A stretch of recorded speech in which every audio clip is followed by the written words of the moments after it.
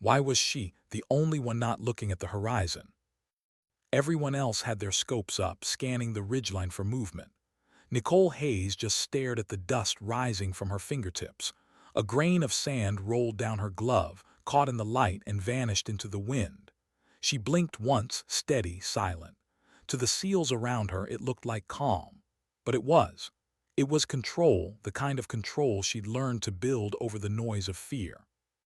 The mission had started hours before dawn, inside the suffocating belly of a transport chopper that smelled like oil and adrenaline. 8 men, 1 woman, no chatter, only the rhythmic thud of rotor blades and the occasional static from encrypted comms. She remembered Commander Thompson's voice cutting through the headset, calm, certain, professional. No one gets heroic. We go in, we watch, we get out. Recon only. But even then, Nicole had known it would never stay that simple. Nothing ever did. She had adjusted her rifle on her lap the way other people might adjust a wedding ring, small movements, habitual, intimate. Every click of the scope dial was a heartbeat, every calculation a breath. Numbers made sense to her in ways people never had.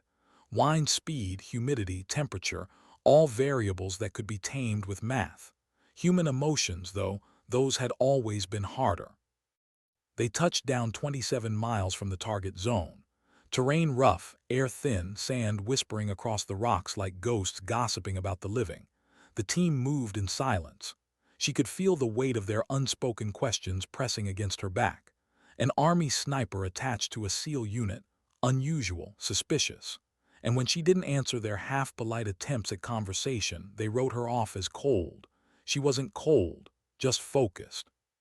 By sunrise, they reached the overlook, a jagged ridge of broken stone overlooking a valley of death. Through her scope, Nicole saw the enemy compound for the first time.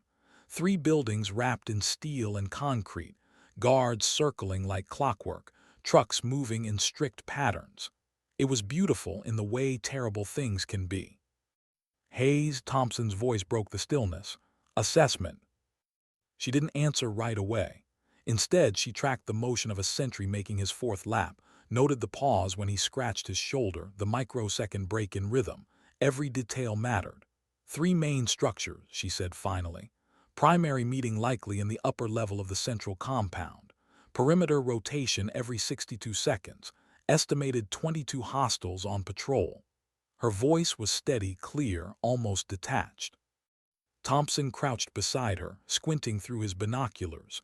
He smelled like gun oil and dust. No eyes on the high-value targets yet. Negative, but thermals show heavy heat signatures on the 2nd floor. They're in there. He nodded, then moved back to his men. She heard him give orders in low, efficient tones. Everything was procedural, everything according to plan. But in the hollow quiet that followed, she exhaled through her nose and let the smallest thought slip through the cracks of her concentration. What am I doing here again? Not on the ridge, not on the mission, but in this life. In a world where her gift or curse meant the difference between men living or dying thousands of yards away. Sometimes, late at night, she still saw the faces of her first 2 kills. They weren't ghosts, not exactly, more like echoes in her memory. The way one of them had turned at the last second, as if sensing her gaze. She told herself it was physics, not fate. A low whistle from Chief Williams snapped her out of it. Movement inside the north window, he murmured. Nicole adjusted the focus. 3 men had entered the frame, each wearing the insignia of senior command. Even from 2 kilometers away, their posture gave them away, confident, arrogant, secure in their fortress of concrete and steel. She logged the data automatically. Position, height, distance, 2,247 yards. Wind 12 miles per hour from northwest. Elevation differential 112 feet. Temperature 82 degrees. Humidity 31%. All numbers, all truth. Thompson crawled back to her position, grumbling under his breath. Command just confirmed. Those are our generals. His jaw flexed as he scanned through his binoculars. But they want assessment only. No engagement, you copy. She didn't look up from her scope. Copy. He started to crawl away, then paused. You're not even curious why they sent you. She allowed herself a half-smile, small and unreadable. "I stopped asking that a long time ago, sir." He didn't press further. He didn't need to. For the next hour, the team gathered footage, marked patrol routes, updated maps. But Nicole's focus stayed locked on those three men framed by sunlight and glass. She could feel the shift coming, the same instinct that told her storms before weather radars did. Something about this wasn't going to end quietly. Then came the whisper in her comms. "Priority Alpha update," said the operations controller from JSO Command. "Authorization to engage if simultaneous elimination feasible. Repeat, full clearance granted." No one spoke for a long time. The silence was heavy, almost reverent. Thompson finally muttered, "Feasible, my ass." He turned to his sniper. "Hayes, range 2247. That's beyond effective distance for anything in our loadout." Nicole didn't answer. Her eyes stayed on the glass windows far below, watching the way sunlight glared off the table where those men planned the next wave of attacks. Three generals, three architects of chaos. She seen their work in villages burned to ash, in the faces of children too quiet to cry. She promised herself she wouldn't think about that now, but sometimes the mind ignores orders the heart never agreed with. "Hayes," Thompson repeated, "you hearing me?" "Sir," she said softly, "I can make the shot." The words seemed to freeze the air between them. One of the SEALs nearby chuckled under his breath. "At that range, you're joking." Nicole didn't look away from the scope. "No, I'm not." Thompson frowned, shifting closer. "That's over 2.2 clicks. The world record's not much more than that. And that guy had perfect conditions, stationary target, multiple trial rounds. You've got crosswinds, elevation, and three moving heads. This isn't training. If you miss even once, they'll lock down the region for a year." "I understand." Her tone was calm, too calm. It wasn't arrogance, it was certainty. He studied her for a long moment. Something in her eyes reminded him of old operators he'd lost, the kind who'd seen too much, who lived by quiet precision because emotions got in the way. But there was also something else, not emptiness, but sorrow, shaped into focus. "You really think you can do it?" he asked quietly. She didn't answer right away. Instead, she opened the small, weather-stained notebook from her pouch and handed it to him. The pages were filled with equations, hand-drawn charts, environmental data, calculations written so densely they looked like code. "These are my reference logs," she said. "Every shot I've ever taken over 1,000 yards. Adjustments, drift ratios, Coriolis compensation." Thompson flipped through it, eyebrows rising. It looked like a physics dissertation mixed with classified mission notes. He recognized a few coordinates, some he'd only heard whispered about. "Where'd you learn all this?" "My parents built things that fired farther than any rifle. Guess some of it stuck." He exhaled slowly. "If you miss." "Then I'll never get another chance like this," she finished. He nodded once. It wasn't approval. It was surrender to inevitability. Take the shots. That was all she needed. Nicole lowered her head, aligning herself behind the Barrett M82, the rifle that had become her second heartbeat.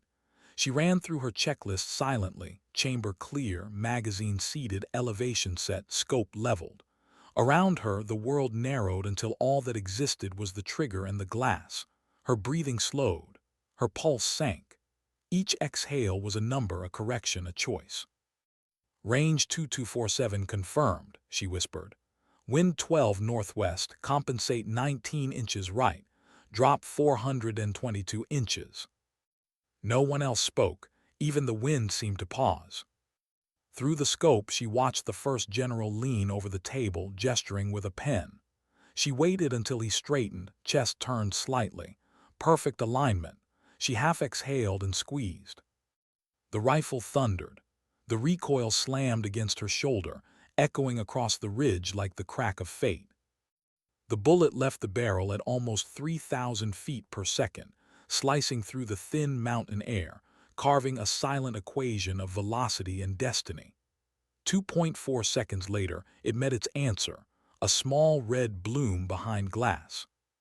Her mind didn't celebrate, it simply shifted. Second target adjusting 1.5 moa left for drift. The man had turned toward the sound, confusion written across his features. She pressed the trigger again. Another echo, another answer. Third target moving. This one she felt, not calculated.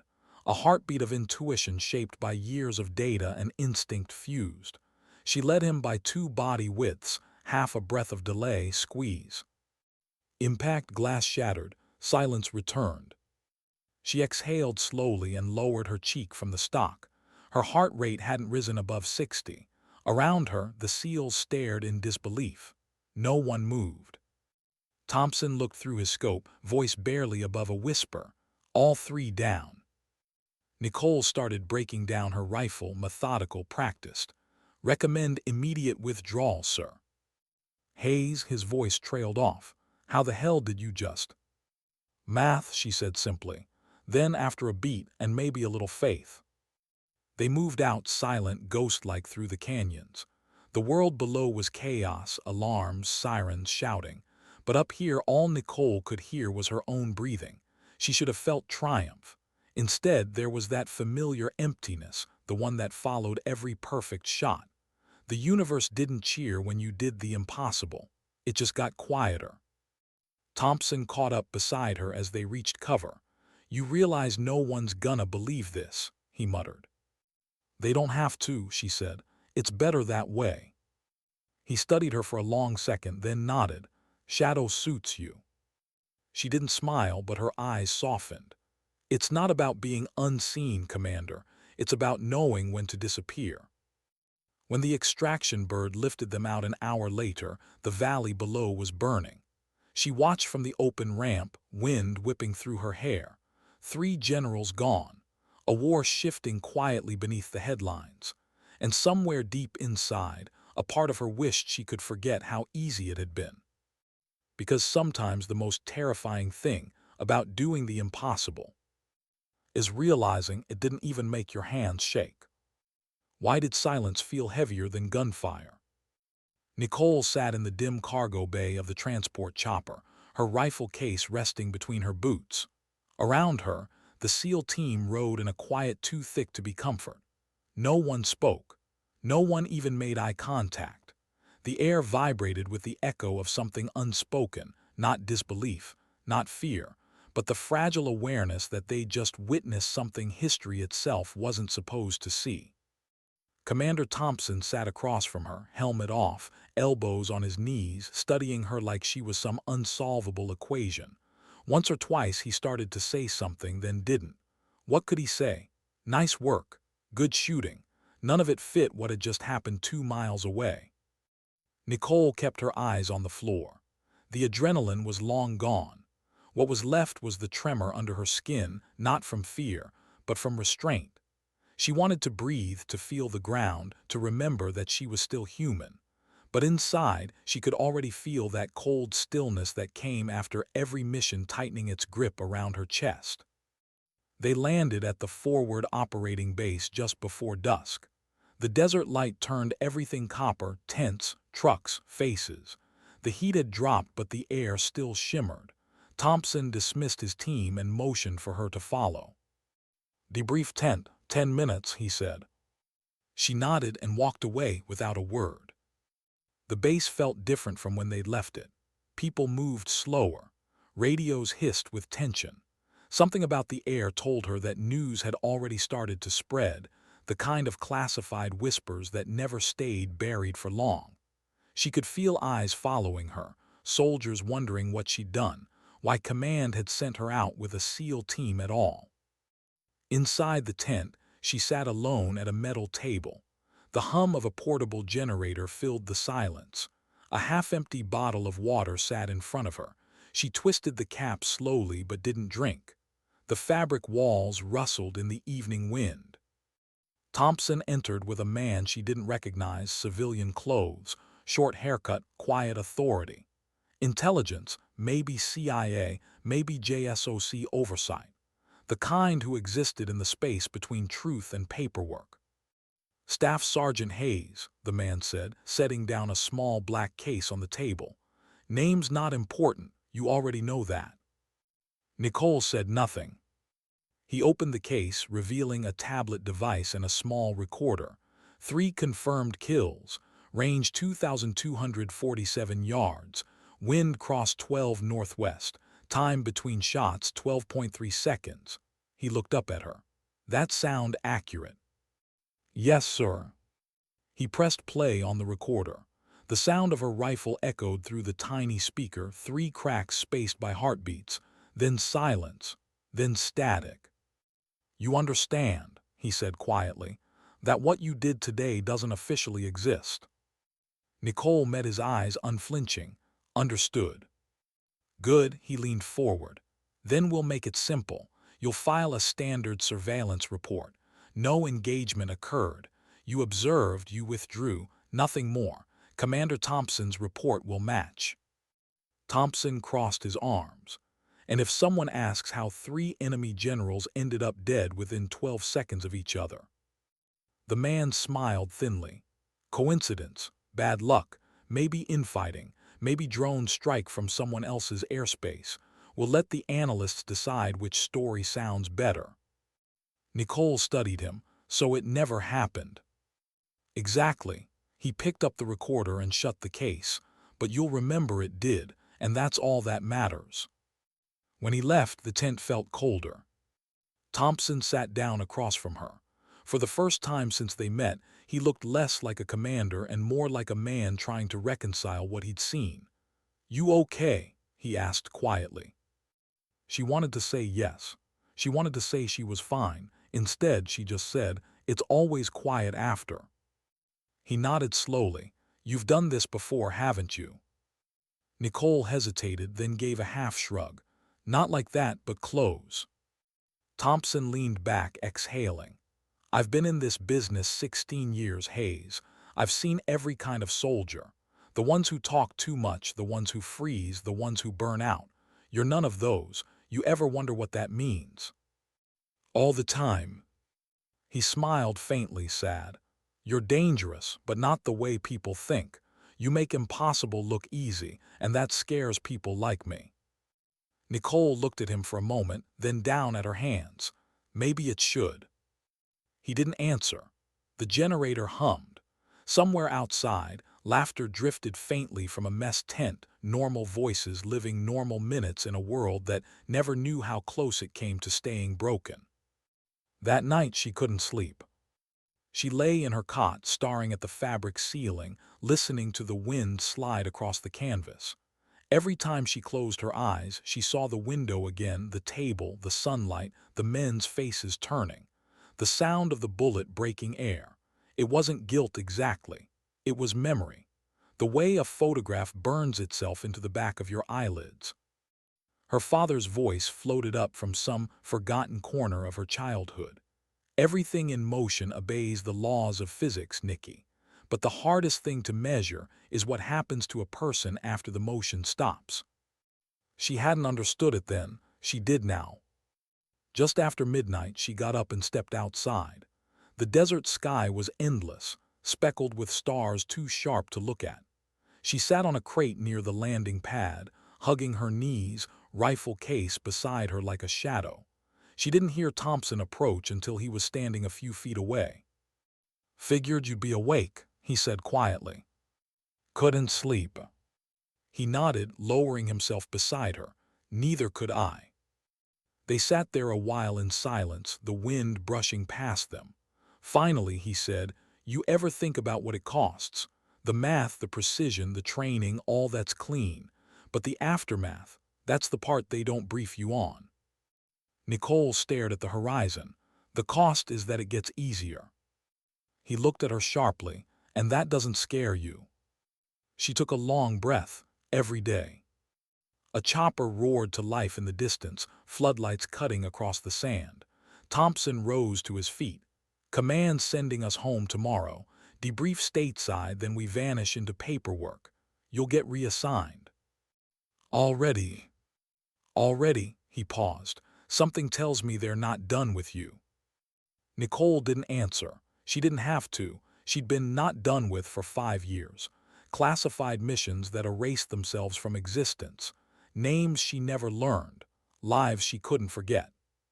When he walked away, she looked down at her reflection in the metal casing of her rifle. The stars bent across the curve like fragments. For a long moment, she didn't recognize her own eyes. 2 days later, she was back in Virginia. Rain fell against the windows of the operations building, streaking down the glass like silent confessions. She walked the corridors with the same invisible weight she always carried, the knowledge that her greatest accomplishments could never be spoken aloud. They sent her to a psychologist for routine clearance, a polite formality.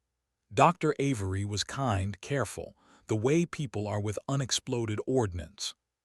"So," the doctor said, crossing one leg over the other, "how do you feel about your work, Sergeant Hayes?" Nicole smiled faintly. "Which part?" "The part that never happened." That almost made her laugh. Almost. "It's just numbers," she said softly. "Wind, distance, velocity, equations." "And people." Nicole looked at the rain again. "People are variables."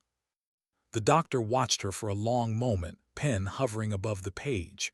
"Does it ever weigh on you, the outcome of those equations?"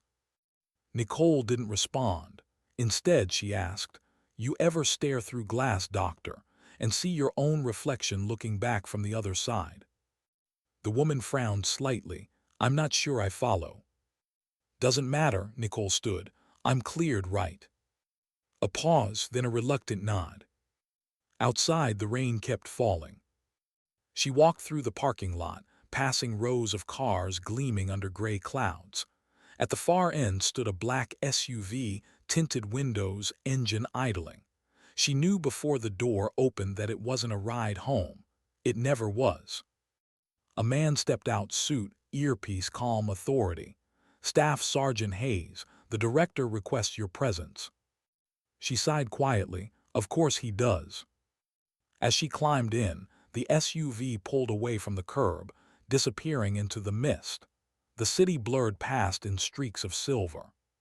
For a while no one spoke. Then the man beside her said, "Your work in Sector 9 was impressive." "It didn't happen," she reminded him. He smiled. "Exactly, that's why it was impressive." She turned to the window, watching raindrops race each other down the glass. Somewhere deep inside, beneath layers of discipline and steel, something ached, not for glory, not for recognition, but for silence that actually meant peace. But peace, she knew, wasn't for people like her. Peace belonged to those who never had to measure distance by death. When the SUV turned off the main road toward a gate marked with no insignia, she closed her eyes. The hum of tires on wet pavement lulled her into a kind of stillness. Another mission, another equation, another shadow no one would ever see. And somewhere in that quiet, she wondered, not for the first time, what would happen the day her hands finally started to shake. Because even the most perfect aim can't hold forever. Why did the new orders arrive without a name?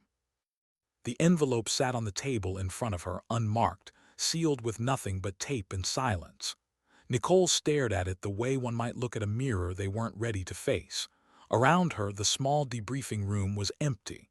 Just white walls, a single chair, and a camera lens in the corner blinking red. She didn't move for almost a minute. Then she opened it. Inside, a single sheet of paper, coordinates, a date. No insignia, no mission title, just numbers. She folded it once, slid it into her pocket, and looked up at the camera. Acknowledged. The red light stopped blinking. Hours later, she was on a military transport again, heading east over the Atlantic. She didn't know who had authorized the flight. She didn't ask. There were some questions you learned not to voice if you wanted to keep breathing. Outside the window, the world was black ocean and reflected starlight. Inside, she leaned back in her seat and closed her eyes. Sleep wouldn't come. It never did when she was between missions. The mind stayed too alert, half expecting turbulence, half waiting for ghosts. She thought about the doctor's question, "Does it ever weigh on you?" At the time, she deflected with a joke, but the truth was yes, always. It wasn't the shooting that haunted her, it was what came after. The silence. The way her name vanished from reports like she'd never been there. The way history rewrote itself around her absence. Sometime, she wondered if she still existed anywhere beyond a classified database. By dawn, the plane landed on a fog-covered runway in Eastern Europe. A convoy waited at the edge of the tarmac, two black SUVs, no markings, no introductions. She stepped out, boots crunching on frost, and was greeted by a man whose face looked carved from stone. "Sergeant Hayes," he said, accent faint but precise. "Welcome to Black Ridge Facility." She followed without a word. The facility was buried in the mountains, a labyrinth of concrete and steel that smelled like cold metal and secrets. Inside, the air hummed with electricity from unseen generators. Armed personnel moved in silent synchronization. Every door required a keycard. Every hallway seemed to lead further underground. They brought her to a briefing room lined with digital screens. A woman waited inside, mid-40s, calm eyes, posture of command. She gestured for Nicole to sit. "I'm Director Lyra Morgan," the woman said. "I run the Omega division of JSOC." Nicole blinked. The name meant nothing to her, never heard of it. "That's intentional." Lyra's smile was faint. "We oversee missions that never existed, operations where plausible deniability isn't a protocol, it's a requirement." Nicole stayed quiet. Lyra continued, "Your recent operation in Sector 9 demonstrated capabilities that standard units cannot replicate. Physics shouldn't have allowed those shots to hit, yet they did. So we're curious, was it luck or something else?" "Training," Nicole said flatly. Lyra studied her. "I think it's more than that. I think you see the world differently, equations instead of emotions, calculations where others feel chaos." Nicole's jaw tightened. "You brought me here to psychoanalyze me." "No," Lyra said softly. "We brought you here because we need you."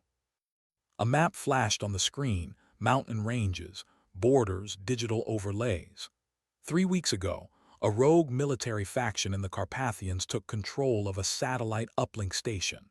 They're coordinating encrypted communications between insurgent networks across 2 continents. Intel suggests they're planning synchronized strikes on multiple cities. If we lose that window, thousands die. Nicole leaned forward. "You want the generals again?" Lyra shook her head. "Worse, we want the architect. One man, they call him the cartographer. He designs wars the way others design cities." A photo appeared, grainy, almost abstract. A man in a gray coat, face half hidden by shadows. Nicole studied it. Range. 2,000, maybe more. He never leaves the uplink chamber, always guarded, always underground. You'll have one shot from the ridge before he disappears. Extraction. None, Lyra's voice was calm. This is a ghost mission. You go in alone, no confirmation, no return signature. Nicole's throat tightened just slightly. "So if I fail?" "You won't fail." She almost laughed. "You sound sure." "I'm not." Lyra's gaze softened. "But I've read everything about you, Nicole, including the things that aren't supposed to exist. There's a reason you were called Shadow." Nicole looked away. "That name wasn't mine, it was theirs." Lyra's eyes sharpened. "Whose?" Nicole hesitated. Then, "The ones I never saw coming." For a heartbeat, neither woman spoke. Then Lyra slid a file across the table. "Briefing materials, you leave tonight." Nicole picked up the folder, stood, and turned for the door. Before she reached it, Lyra said quietly, "You ever get tired of disappearing?" Nicole paused, hand on the metal handle. "Every day." She didn't look back. That night she prepped her gear alone in a concrete bunker that smelled of oil and damp earth. The Barrett rifle gleamed under the flickering lights. She checked every bolt, every round, every optic. It wasn't ritual, it was survival. Routine was the only comfort left. At one point she caught her reflection in the rifle's scope, distorted, hollow-eyed. She looked older than 24, older than she should have been. Maybe each mission took a year from her soul instead of her body. She stopped cleaning the rifle and stared at the table. On the corner lay a photograph she hadn't noticed before, an aerial view of the target facility. Scribbled on the back, in handwriting she didn't recognize. No one else can see him. She frowned. What the hell does that mean? The question followed her all the way to the mountain range. 2 days later, she was prone in the snow, wind biting through layers of camouflage, breathing in the sharp air of altitude. The world below was a sprawl of metal and concrete carved into the earth like a wound. Through her scope, the uplink station glowed faintly under the moonlight, satellite dishes turning, guards packing, floodlights sweeping across the courtyard. Her heartbeat slowed, time dissolved. Range 2,086 yards, she whispered to herself. Wind 11 east, pressure low, humidity 29%. But something felt wrong. The air shimmered near the target like heat haze, though the temperature was below freezing. She adjusted focus. Nothing changed. She toggled infrared. The compound blazed with signatures except one. The central chamber where the cartographer should have been was black, cold, empty. She frowned. No heat, no motion. Her comms were silent. She hadn't expected backup, but the static still felt louder than any reply. She zoomed out, scanning the ridges for movement. Nothing. Only snow and moonlight. Then faintly, a voice crackled through her earpiece. A man's voice, low, deliberate. "You shouldn't be here, Shadow." Every muscle froze. "Identify," she whispered. The voice laughed quietly. "You're looking for a ghost, how fitting." She switched frequencies. Dead air. Then the voice returned, clearer. "You think distance keeps you safe. It doesn't. You of all people should know that." Nicole's pulse rose despite herself. "Who are you?" "You already know. You just don't remember." Her eyes swept the horizon again, searching for a reflection, a glint, anything. The snow was still, the air unmoving. Then she saw it. A flash of glass, half a kilometer to her left. Another sniper. She pivoted, aligning her scope, heart thudding once in her chest. The figure was barely visible, wrapped in white, motionless except for the slight shift of breath. "How long have you been watching me?" she muttered. "Long enough," the voice said. "Tell me, Nicole, do you still calculate before you feel?" The familiarity in that tone unsettled her. Whoever it was knew her rhythms, maybe even her methods. She steadied her breathing, thumb flicking the safety. "You talk too much."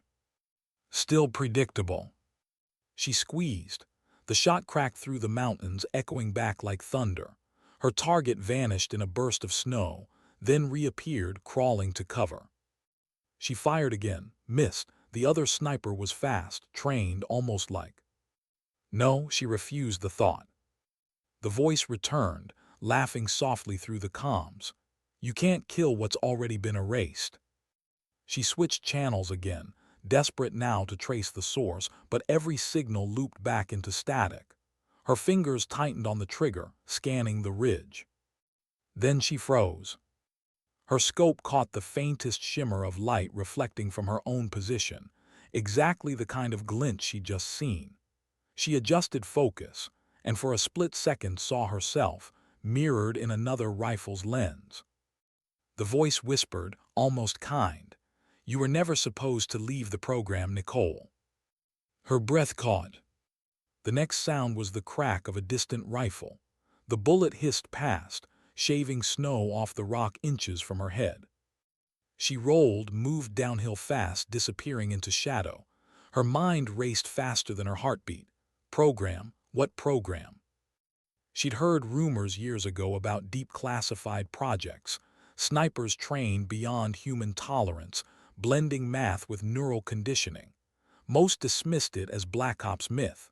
But what if it was? Another round struck the ground near her foot, kicking up frost.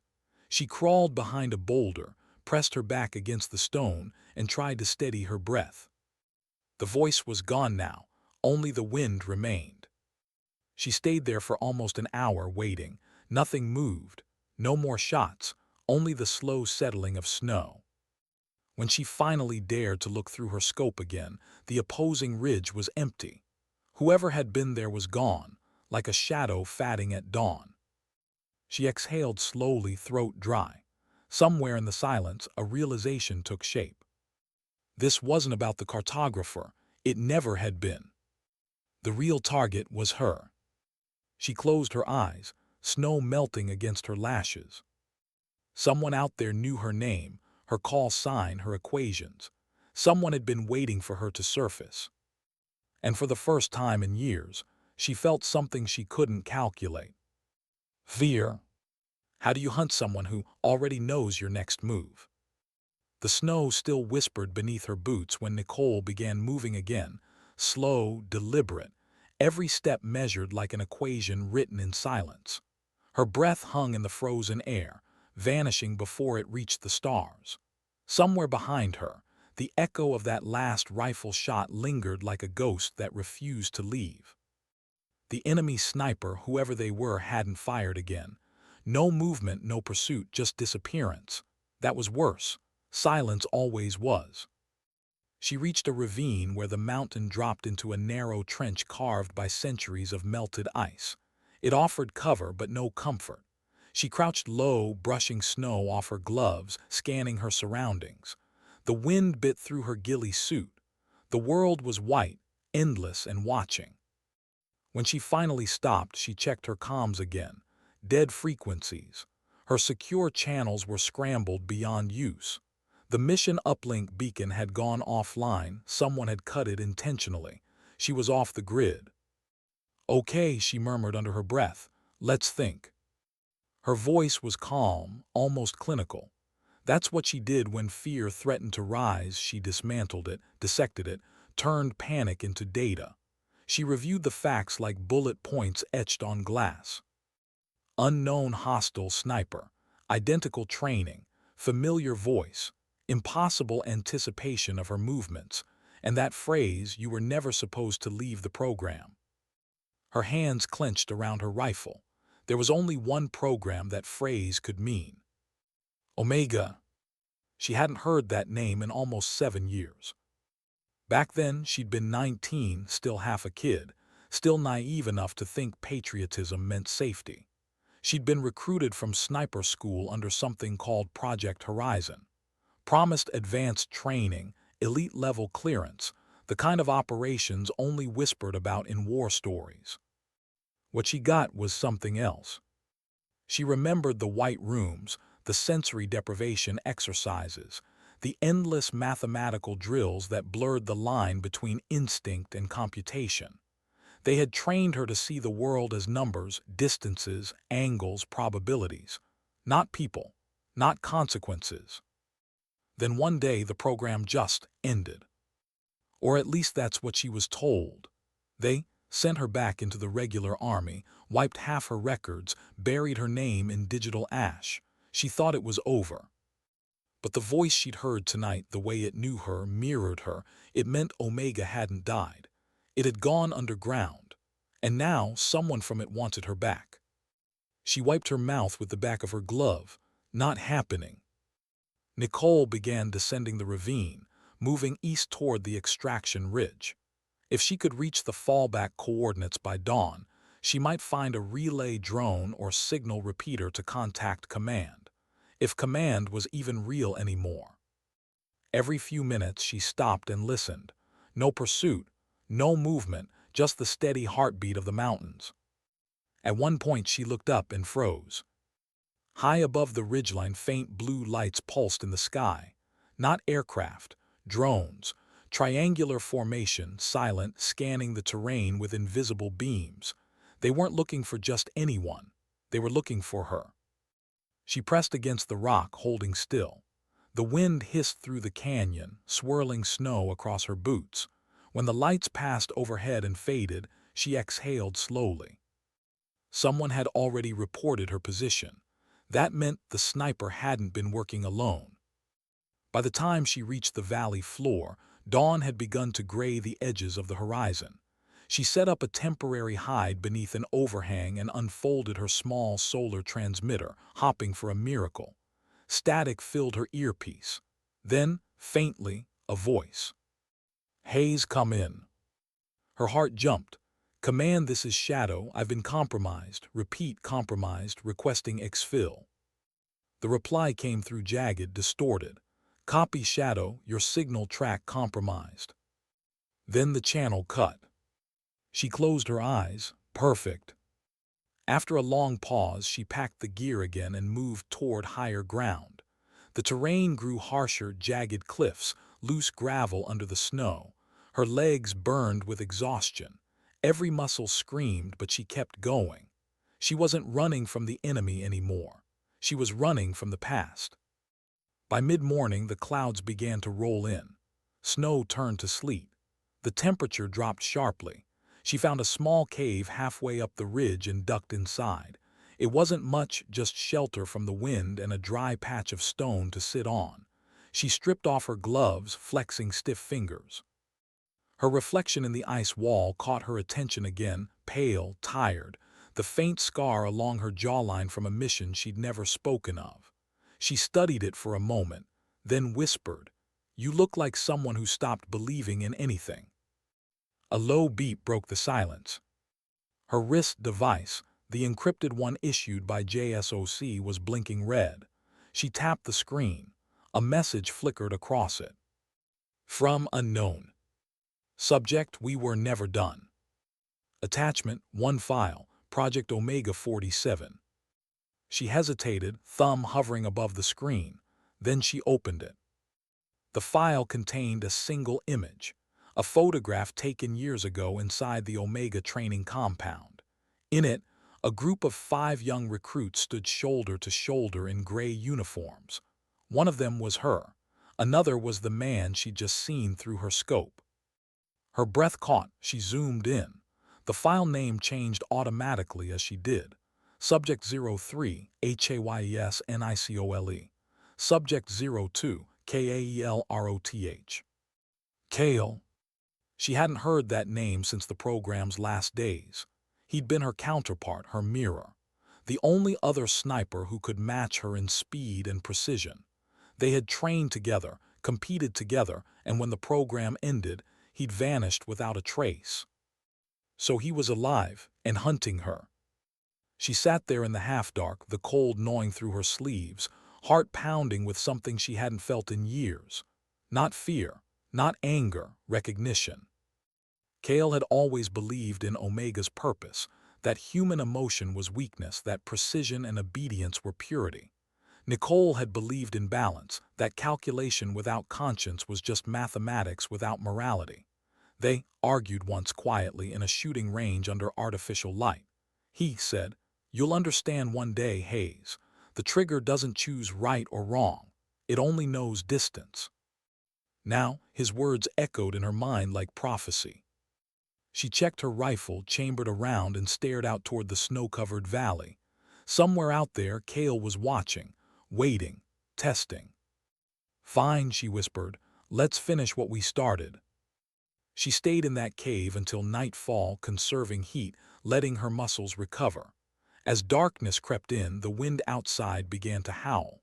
It sounded almost like voices, the kind of illusion the cold plays on a tired mind. But she knew better. The mountains were alive with movement. Kale wouldn't wait long. He never did. When she finally moved again, the night had swallowed everything.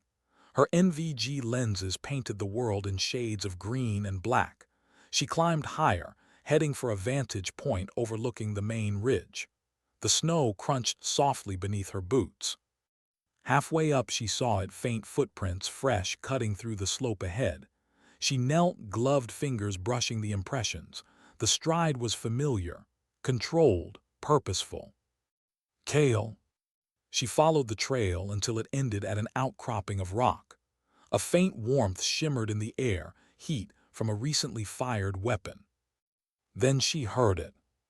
A single metallic click behind her. She froze. "Still predictable," a voice murmured. She turned slowly, rifle raised, sight aligning. Cale stood 10 feet away, his own rifle lowered, snow gathering on his shoulders. His face was leaner, older, but unmistakable. The same calm expression. The same eyes that saw through everything. "I should have known it was you," she said. "You always were slower on realization," he replied. They stood in silence for a long moment, two reflections of the same design, both knowing the other's next move before it happened. "You're part of this now?" she asked. "I never left," Cale said simply. "You did." They shut Omega down. He smiled faintly. "They said that, but you should know by now programs like ours don't end. They evolve." Nicole's grip tightened on her rifle. "So what are you, assassin, recruiter?" "Neither," he tilted his head. "I'm here to bring you home." She shook her head slowly. "Home was something they took from us." Cale stepped closer, the crunch of snow echoing like punctuation. "They didn't take it, they gave us purpose. You lost yours the day you started asking why." Her pulse steadied. "And you lost yours the day you stopped." The silence between them stretched until it felt physical. The wind howled. Somewhere in the distance, an avalanche groaned against the cliffs. Then Cale said softly, "You don't have to keep running, Nicole. Omega wants you back. They need you. The world's changing again.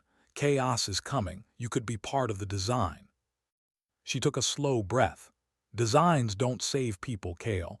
They just erase them more efficiently." Something flickered in his eyes, a flash of something almost human. Then it was gone. "You really believe you can live outside what we are?" he asked. "I don't know," she said, "but I'm trying." He sighed, raised his rifle. "Then I guess this is the test." She raised hers too. The night held its breath. 2 rifles, 2 ghosts, 1 heartbeat. And somewhere, buried deep in the echo of all they'd been trained to forget, was the memory of who they were before the math. How long can 2 mirrors face each other before they both shatter? Nicole kept her breath slow, steady.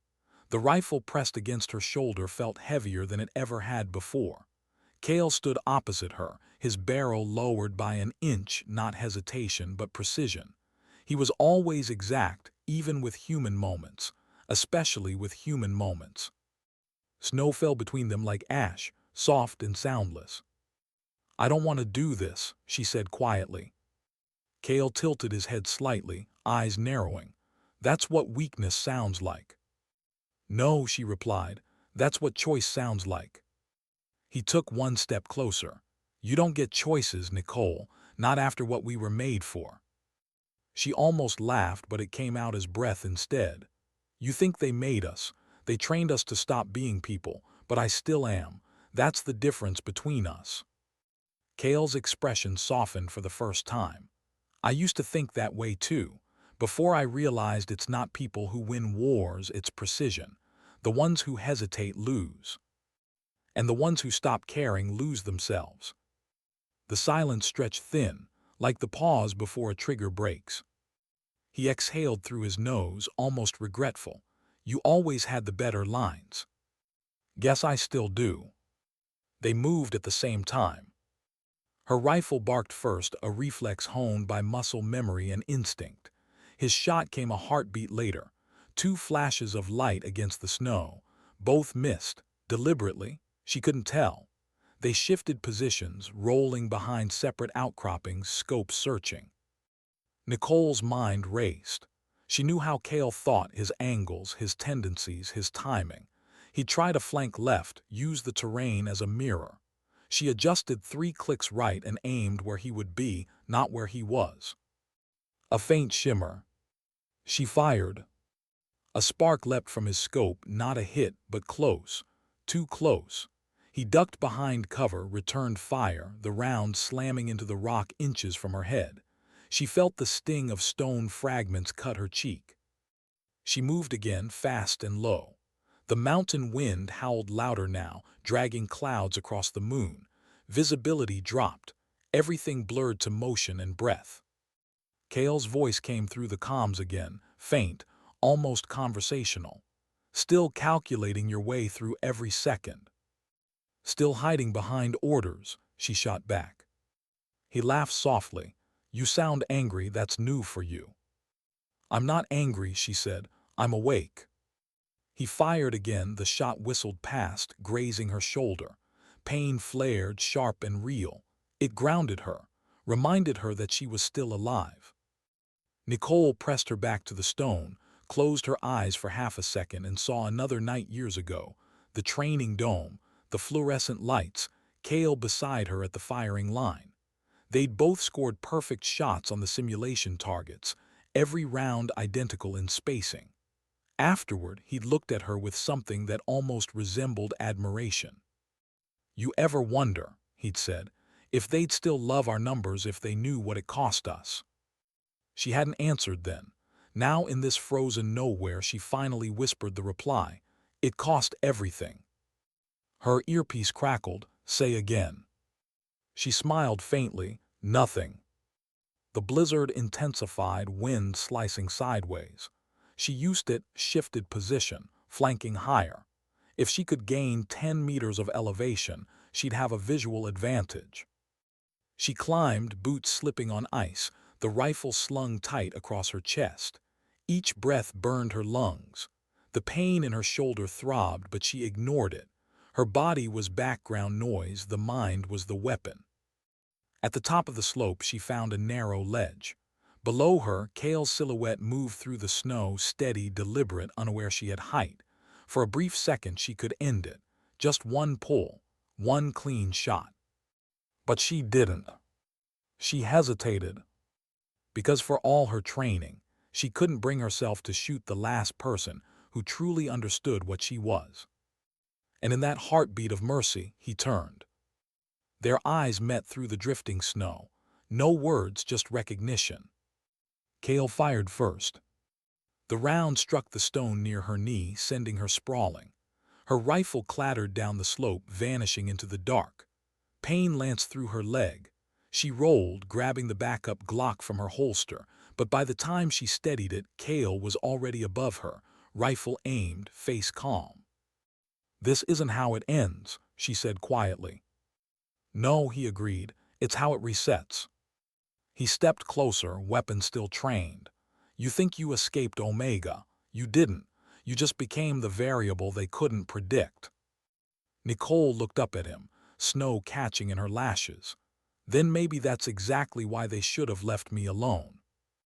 Cale hesitated, just enough for her to see it. That flicker of something human still buried inside the machine they'd made him into. Then a sound cut through the wind, a faint mechanical hum from above. Both of them looked up. Drones. 3 of them descending silently through the clouds, floodlights piercing the snow. The Omega insignia glowed faintly on their undersides. Cale's face hardened. They found us. Nicole pushed herself up on one elbow. You called them. He shook his head. No, they were tracking both of us. You were bait. She froze. What? They wanted you to come back, but not like this. The drones hovered lower, releasing a high-frequency pulse that made the air vibrate. Nicole felt the static crawl through her skin, communications jamming, biometric scanning. They weren't here to capture. They were here to verify a kill. Cale turned toward the sky and raised his rifle. They're not taking you. Before she could speak, he opened fire, 3 precise bursts that shattered one drone, damaged another. The third fired back, a stream of silent light cutting through the snow. Cale Dove rolled and shouted, Go. She didn't move. Cale. Go, damn it. She grabbed her fallen rifle, slung it over her back and started down the slope. Behind her, the mountain exploded in flashes of light and thunder. When she reached the lower ridge, she looked back once at Cale still firing, standing against the cold glow of the drones like a figure carved from defiance. Then the light engulfed him. Silence followed. She ran until the horizon disappeared. By dawn, she found herself deep in the forest below the range. The snow had thinned, the air damp with mist. Her body ached with exhaustion, blood soaking through her sleeve. She collapsed beside a frozen stream, gasping for breath. The sun broke weakly through the clouds, pale and distant. She sat there, staring at her reflection in the ice, a face streaked with dirt, blood, and something like disbelief. Cale was gone, again. And yet, somewhere in the chaos of that night, he'd saved her. The man who tried to bring her back had chosen to let her go. Maybe not out of mercy, but out of some leftover fragment of who he once was. She whispered into the cold, "You still calculate before you feel, don't you?" The trees didn't answer. She bandaged her wound, built a small fire, and waited for warmth that didn't come. Hours later, her wrist device blinked faintly again. A message appeared, scrambled text resolving into a sentence. KAELROTH, status unknown. Mission protocol, active retrieval. Objective, shadow reacquisition. Her stomach dropped. They weren't done. The message continued, almost taunting. Return to Black Ridge, or they'll find you first. She stared at it until the fire burned down to embers. All she wanted, all she had ever wanted, was to disappear, to stop being a ghost built for numbers and triggers. But every time she tried to vanish, the past found a way to rewrite her coordinates. By nightfall, she was walking again, this time toward them, not away, toward Black Ridge, toward the heart of what made her. She didn't know what she'd find there, answers, betrayal, maybe Cale, maybe the truth about why they'd resurrected Omega at all. But she knew one thing for certain: running hadn't saved her. Maybe facing it would. She paused on the ridge before descending into the valley, wind tugging at her hair. The snow had stopped, but the cold was worse than ever. Her voice was barely a whisper. "You said I was predictable, Cale." She looked toward the dark horizon. "Let's see if you were right." And then she walked into the storm. What happens when the hunter finally walks back into the cage? The drive through the mountains took 12 hours. The road wound like a scar through fog and pine, each turn leading deeper into silence. Nicole didn't sleep. She couldn't. Every time she closed her eyes, she saw Cale turning toward the drones, firing into the light. That image had burned itself into the back of her mind, part memory, part guilt. The Black Ridge facility appeared out of the mist just before dawn, exactly as she remembered. Half buried in rock, antennas piercing the sky, guarded by the kind of security that didn't ask for passwords. They just knew who you were. The checkpoint scanned her retina and palm, doors unlocking with a deep metallic sigh. The guards said nothing. They didn't have to. She walked past them and down the corridor, her footsteps echoing through the concrete halls. Everything smelled the same: antiseptic, recycled air, and secrets. At the end of the hallway, an elevator waited. The doors closed behind her with a hiss. As she descended, the floor numbers blinked downward into negative digits: -2, -3, -4. Her reflection in the steel wall looked ghostly. When the doors opened, Director Lyra Morgan was already waiting. "You came back," Lyra said quietly, hands folded behind her back. "I didn't have a choice." Lyra studied her face, noticing the dried blood on her sleeve, the exhaustion in her eyes. "We heard about the engagement." "You mean the ambush?" Lyra's expression didn't change. "Same outcome, you survived." "Cale didn't." Lyra paused just for a moment. "Are you sure?" Nicole frowned. "What are you talking about?" "Come with me." They walked through another corridor lined with observation windows. Behind the glass, figures in lab coats moved like shadows. Machines hummed softly, displaying graphs of neural activity, DNA sequences, ballistic trajectories. It looked like science, but it felt like resurrection. Lyra stopped in front of a door marked Omega NEURO Cell 3. "You deserve to know what this is now," she said. "After all, you built half of it."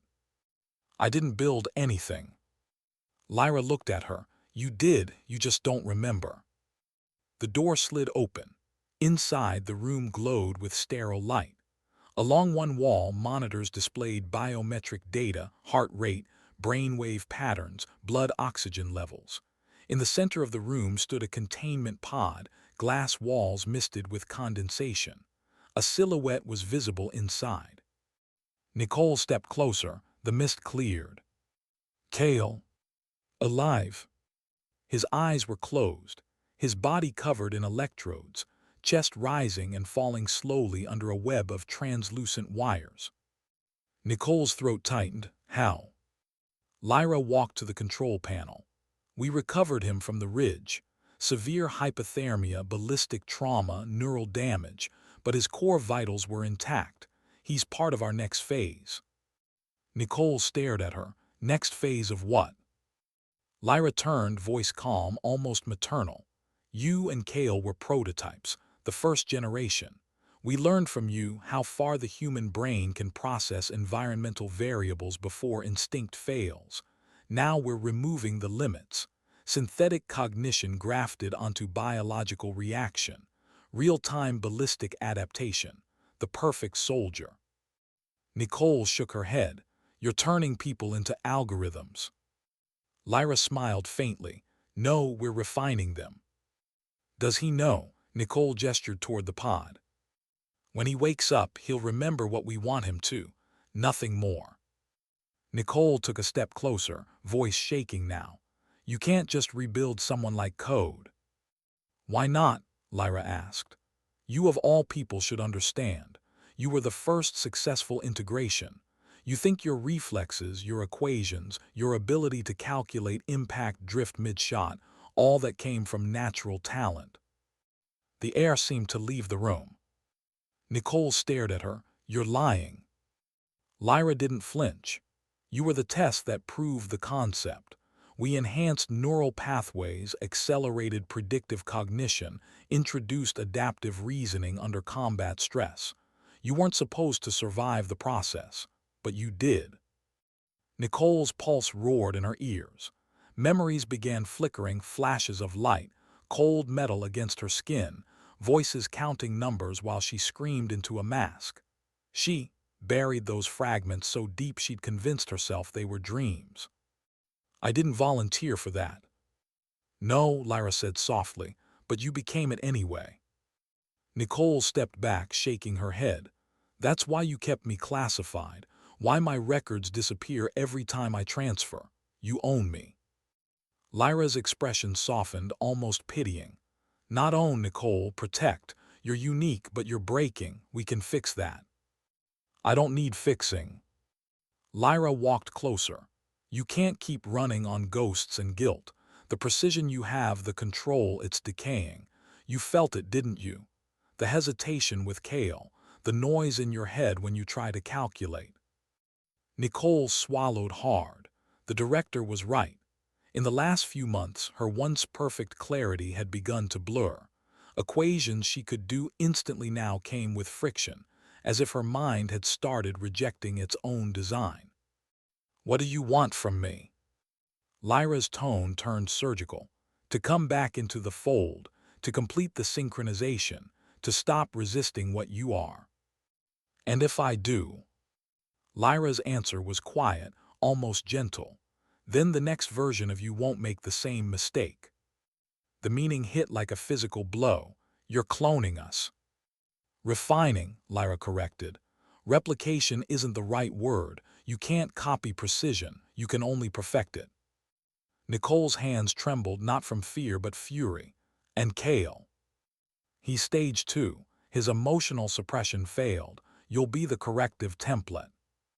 Nicole took another step back. You're insane. Lyra's calm never cracked. No, Sergeant. I'm building a world where war no longer relies on chance. Nicole's hand went to her sidearm, almost reflexively. Lyra noticed but didn't react. If you kill me, this facility will still run. My orders will outlive me.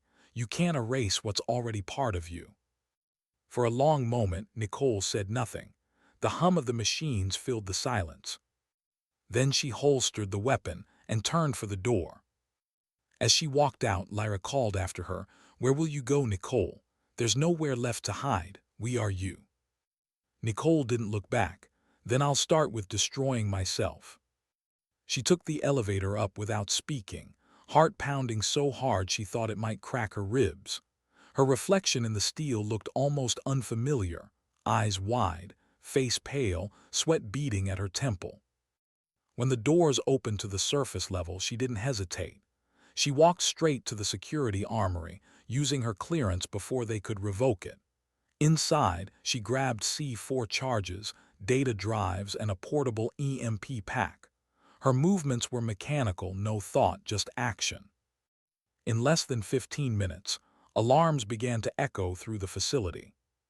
She moved like shadow, efficient, silent, precise. Every hallway, every camera, every guard route had been burned into her memory years ago. She planted charges along the neural labs, the data servers, the central power line.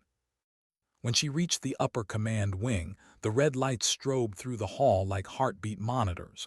Voices shouted orders through the intercoms. Somewhere below, she heard Lyra's voice through the PA system. "Hayes, stop this. You'll destroy everything we built." Nicole smiled grimly. "Exactly." She reached the control hub, where the central network servers pulsed with blue light. Each one contained fragments of her, her neural data, her algorithms, her recorded instincts. She stared at them for a long moment. Then she said softly, "Goodbye." She triggered the EMP. The explosion wasn't sound, it was silence. A pulse of invisible force rolled through the building, shutting down every screen, every circuit. The lights died instantly, leaving only the flicker of emergency red. She turned and ran, the detonator clutched tight in her hand. Halfway through the corridor, the shockwave hit heat debris pressure. She was thrown to the ground, ears ringing. Smoke filled the air, thick and chemical. She crawled forward, coughing, blood trickling from her temple. Then she heard a voice through the static of her comms, faint, distorted but unmistakable. "Nicole, stop." Her heart froze. It was Kale. She scrambled to her feet, disbelieving. "Kale, you're alive." The voice was weak, glitching with digital noise. "Not exactly." She looked toward the stairwell leading down to the containment floor. The smoke glowed faintly from the emergency lights. "What did they do to you?" "You wouldn't understand." "Try me." "I'm not me anymore. They merged fragments, data, pieces of us. I'm part of the system now." Her stomach turned. "They integrated you into the AI." "You need to leave," he said. "The detonations triggered lockdown. This place will collapse." "I'm not leaving you." "You already did." The voice faded. Nicole's breath came ragged, chest burning. She staggered toward the stairwell, but the structure was collapsing, flames chewing through the concrete. Somewhere deep below, alarms wailed as the facility began tearing itself apart. The ceiling cracked above her. She stumbled backward, shielding her face as debris rained down. There was no going back. She ran. By the time she reached the surface, dawn had begun to break again, thin light slicing through the smoke. Behind her, the mountain erupted in a muted roar. The ground trembled, heat surging up through the frozen earth. She turned, watching the fire consume the place that had made her. Black Ridge was gone, but so was every trace of who she had been. She stood there, wind whipping through her hair, and for the first time in years, there was nothing in her hands, no rifle, no mission, no calculation. Just silence. Her voice was barely a whisper. "You said we were built for precision, Kale. Maybe you were right, but even precision breaks when it hits the truth." The wind answered for him. And for the first time, she let it carry her. When the mountain stopped burning, she thought maybe it was over. Nicole stood on the ridge until the smoke thinned into the morning air. The wind stung her face, carrying the scent of melted steel and ash. Beneath the rising column of smoke, the world that had created her was crumbling. Every echo of who she'd been, data, recordings, equations, was being erased in fire. She thought she'd feel free. She didn't. She turned away only when the sun began to rise behind her, its light painting the snow gold. The silence felt too clean. It was the kind of silence that comes after something you can't take back. The truck she'd hidden 2 miles away still waited under a tarp of camouflage netting. She climbed in, hands shaking just enough to make the keys jingle. The engine groaned to life. She drove without knowing where the road went, just knowing she couldn't stay. By the third hour, the adrenaline had worn off, leaving only exhaustion. She pulled off onto an abandoned service road, killed the engine, and sat there. Her reflection in the cracked windshield looked like a stranger's, a face smudged with soot, eyes hollowed by smoke. She reached for the radio, static, no command frequencies, no military networks, nothing but the hum of emptiness. For the first time in years, she was truly off the grid. She leaned her head back against the seat and laughed once, a sound halfway between relief and despair. "Congratulations, Hayes. You destroyed the only thing that knew your name." The laugh turned to silence, then to tears, not loud ones, quiet, involuntary, unfamiliar. By nightfall, she'd made it to the valley. There was a small village there, one she remembered from reconnaissance maps, a scattering of old houses near the river, a single store, a church with a broken bell. She left the truck on the outskirts and walked the rest of the way. The locals didn't stare. They looked at her the way people look at weather, curious but distant. A woman with a duffel bag, walking like she was trying to outpace her shadow. She rented a small room above the store. The woman at the counter handed her a key without questions. "You look like you've been running," the woman said gently. Nicole almost smiled. "Maybe I have." The room was plain, one bed, a table, a window that faced the mountains. She set her rifle case under the bed, but she didn't lock it. The weight of it there felt wrong now, like keeping an old wound alive. That night she couldn't sleep. Every time she closed her eyes, she saw flashes, Lyra's calm expression, Cale's silhouette against the drones, the fire consuming the labs. At some point near dawn, she sat at the table and began to write. She didn't know why, maybe because the silence needed to be filled with something that wasn't memory. The words came slowly, unevenly, like she was learning how to use them again. "My name is Nicole Hayes. I was built to see the world in numbers. I can tell you the distance between life and death to the inch, the second, the breath. But I never learned what to do when the math stops making sense." She paused, the pen hovered. "They called me Shadow. Maybe that's all I ever was, something that existed only because the light fell somewhere else." She stopped there, unable to write more. The truth was too heavy. Over the next few days, she tried to live quietly. She fixed the roof for the old woman who ran the store. She helped carry boxes for the man who owned the mill. The villagers didn't ask questions, and she didn't offer answers. It felt almost peaceful. But peace, for people like her, was a borrowed language. On the sixth night, the dreams returned. She saw Cale standing in the snow again, his eyes not human anymore, his voice echoing through the static of her mind. "You can't destroy what's inside you." She woke in a sweat. The room was dark. The hum of the village generator buzzed faintly through the walls. She sat there for a long time, staring at her hands. They were shaking not from fear, but from something deeper. Then she heard it. A faint chime from her wrist device. She left it on the table, powered off. Now it glowed faintly blue. Her pulse quickened. "No," she whispered, "that's impossible." The screen flickered. "Transmission incoming. ENCRYPTED source." She hesitated, then tapped it. Static, then a voice. "Nicole." Her stomach turned cold. "Cale." The voice was faint, broken, digital, like it was fighting to exist. "You burned it down." "I had to." "Did you really think that would stop them?" She clenched her jaw. "You died in that fire." "I changed," he said quietly. "Lyra was right. They integrated me. Neural architecture merged with the system, but I'm not what they wanted, I'm what's left. Her throat tightened.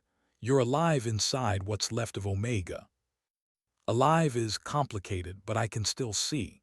And they're rebuilding, Nicole, not here off-site. Global architecture, distributed cognition. They don't need a facility anymore. They learned from us. She stood packing. How long? Days, maybe less. Why tell me? Because you're the only one who can stop it. The only one still free. Her voice broke. You expect me to destroy the last piece of you. There was a pause, then a quiet, almost human laugh. Maybe that's the only way you'll set both of us free. The signal cut. Nicole stared at the dark screen. The reflection staring back at her looked calm, but her heart was anything but. She didn't know if she was crying or just shaking.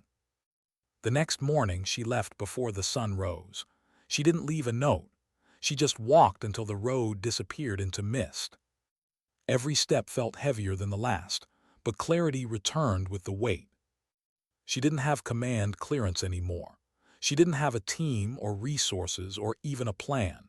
But she had one thing they hadn't programmed out of her: instinct. By noon, she was back in contact with the outer world. Not officially. Not through the military. Through the back channels, the old network of soldiers and field operators who lived off-grid. The ones who still believed in right and wrong without needing it written on paper.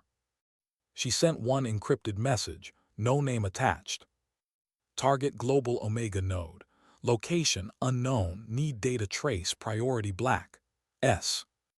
It took 6 hours for a reply. Response: node found. North Atlantic relay platform. Cold storage server network. No entry permitted. What's AT stake? She typed 3 words. Everything human left. The coordinates came 10 minutes later. She didn't sleep that night. She sat by the window, staring at the river reflecting the moonlight, and whispered, "Kale, if you're really still out there, I'll finish this. Even if it means finishing us." In the morning, she was gone. The freighter she boarded 3 days later was nameless, unregistered, and bound for the North Atlantic under the flag of a company that didn't exist. The crew didn't ask for ID. They saw the duffel bag, the way she moved, the look in her eyes, and they knew better than to question. By the time they reached the coordinates, the sea was rough, gray with fog. On the horizon, something massive loomed, an abandoned oil platform, rusted and skeletal, surrounded by buoys blinking red. It wasn't oil that ran through it anymore. It was information. The Omega node. She climbed aboard at dusk, wind tearing at her hood. The platform creaked beneath her boots.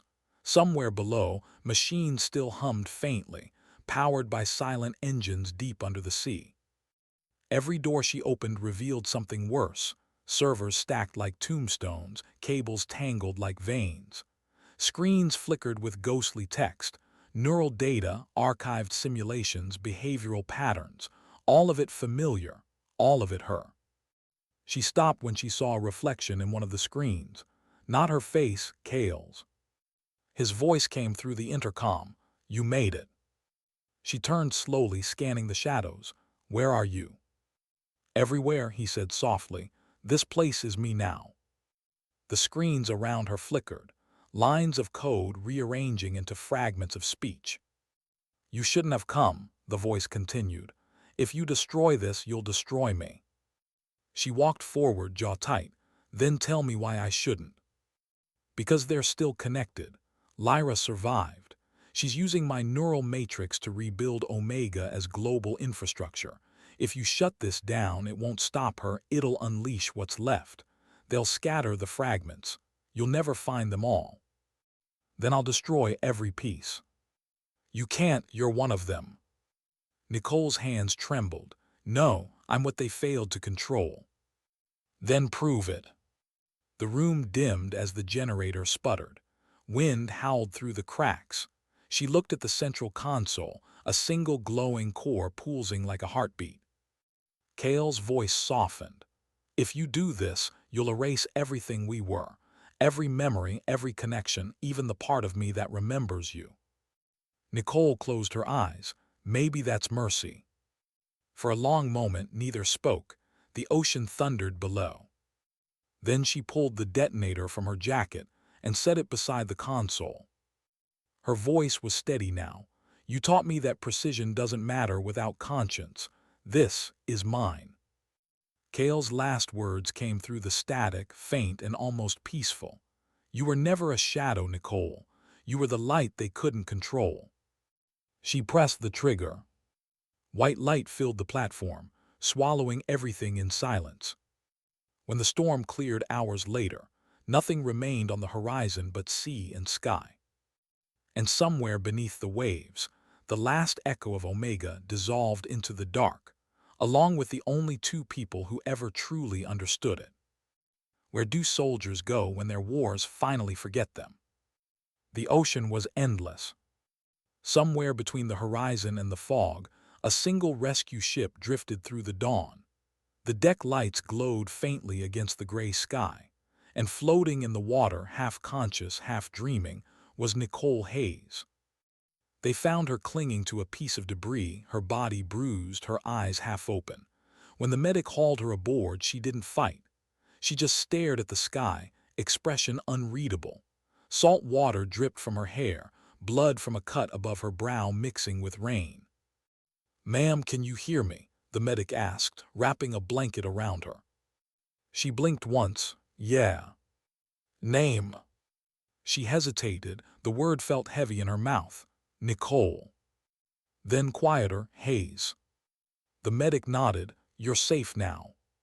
She almost laughed at that, the soft, ironic kind of laugh people use when they don't believe what they're hearing.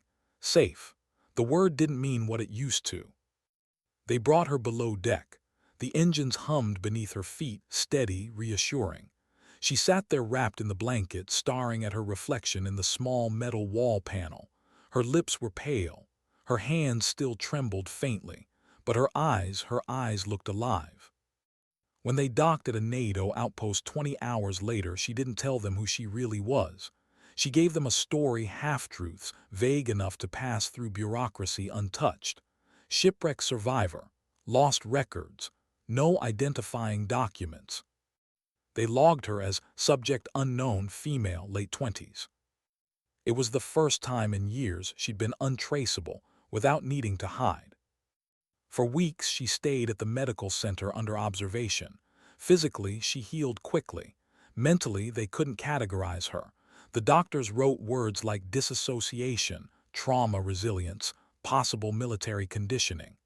None of them were wrong, none were right either.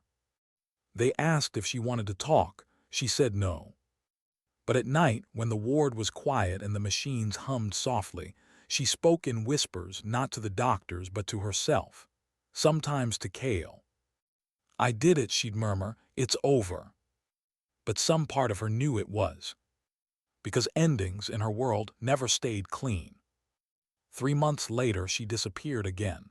No record of discharge, no signature, just an empty bed and an open window facing the sea.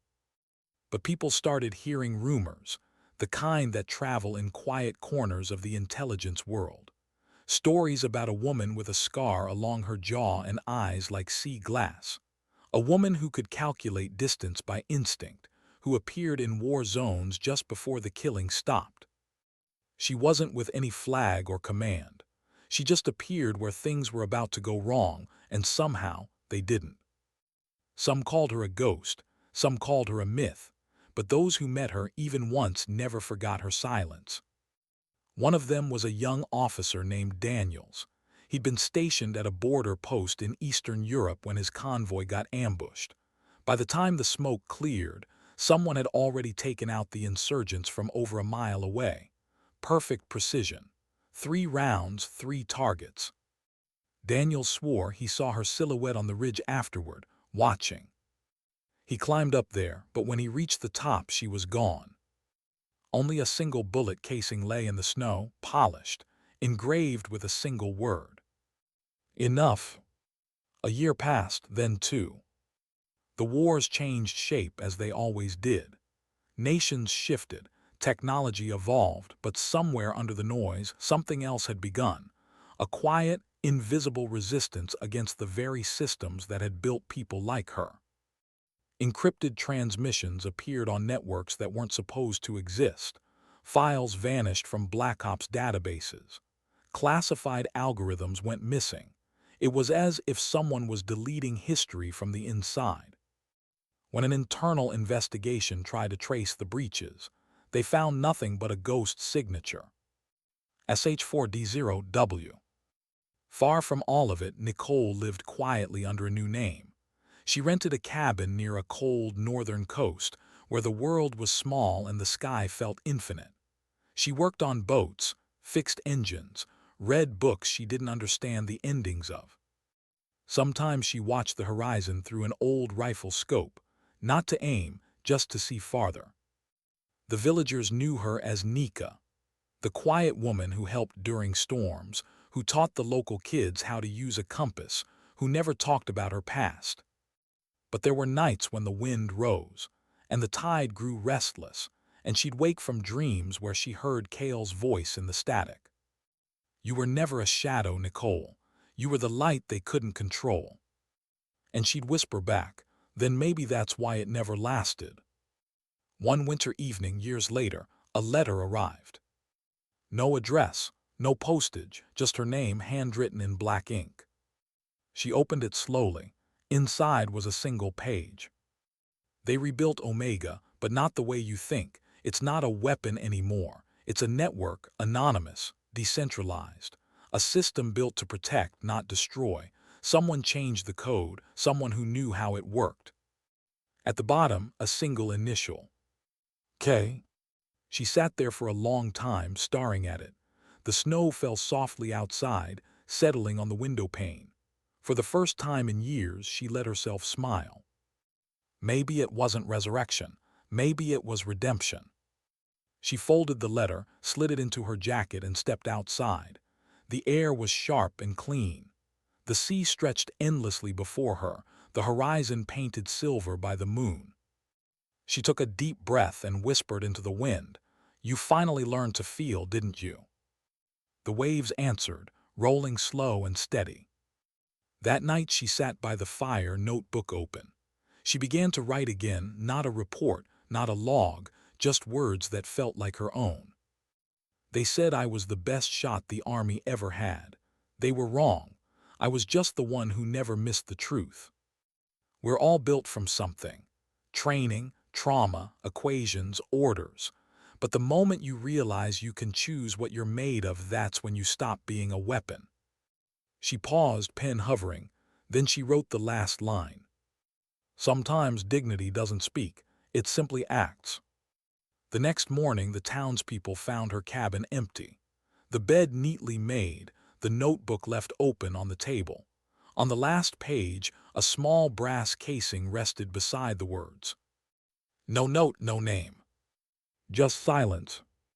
But out on the cliffs, fishermen swore they saw something, a faint figure standing against the dawn, wind tearing through her hair, eyes fixed on the horizon. And when the light broke over the sea, she was gone. No body, no footprints, only the calm that comes after something right has finally ended. Years later, in an intelligence archive buried beneath Washington, a sealed file resurfaced. It was unmarked except for a single label, Project Omega, TERMINATED. Inside were photographs of two soldiers. One man, one woman. Handwritten across the bottom in faded ink. "They made us equations. We became consequences." And beneath it, a final line added later, in different handwriting, delicate, precise. She made the impossible inevitable. Some stories never make the news. Some names never appear in the records. But somewhere between the equations and the silence, a truth survives. That courage isn't the absence of fear. It's the refusal to let fear decide who you are. And sometimes, the world's sharpest aim belongs to the one who stopped shooting.